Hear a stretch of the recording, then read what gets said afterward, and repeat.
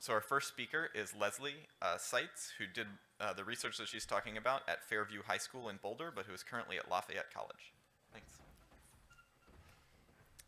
All right. Good morning. My name is Leslie, and I worked with the University of Colorado Boulder with my mentors Dr. Deborah Goldberg and Suzanne Gallagher on assessing the differential significance of transcription factors.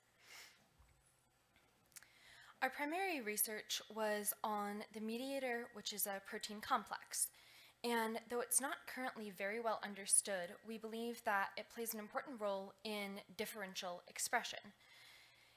The mediator protein complex plays an important role in gene transcription in a lot of organisms, including humans. And there are several variants of it. So we were interested in looking into some new measures that might help understand the differences in these variants. We primarily focused on CDK8.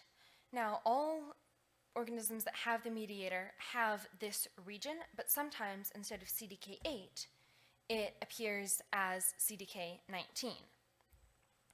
So our question was, what is the difference between the CDK8 and CDK19? What is the differences in their functions? Traditionally, a lot of research will focus on predicting proteins' functions.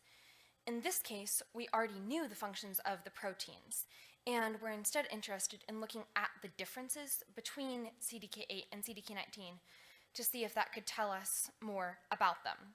And we wanted to see specifically which functions were significantly more associated with one compared to the other.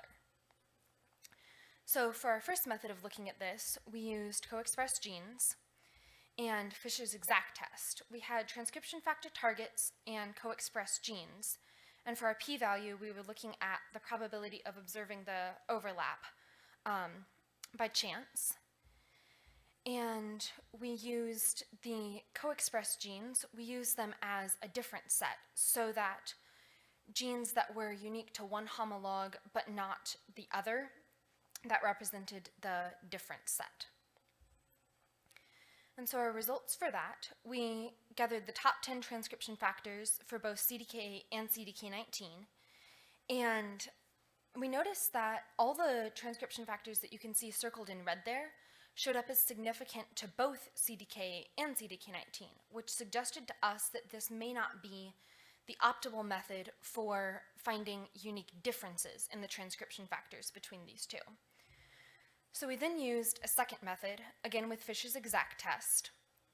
We also, again, used the co-expressed genes as our different set, but this time we also introduced the concept of the restricted universe. We had two types of restricted universes, condition and union. With the condition-restricted universe, we focused on kind of the commonalities between the two sets, but that doesn't always find all the transcription factors. So we also looked at the union, which provides a more direct comparison. And for the condition universe, we found this time that there were no transcription factors for CDK8 that were significant that were also in the top 10 for CDK19, suggesting that this is a much better measure of finding the unique differences. We saw the same thing happen for the union restricted universe, again not finding any of the same. And all the transcription factors that you see circled in green, furthermore, were significant for, like, say, CDK8. It was significant for both of the restricted universe types, meaning that those probably actually have a lot of significance and are great candidates for further research and exploration.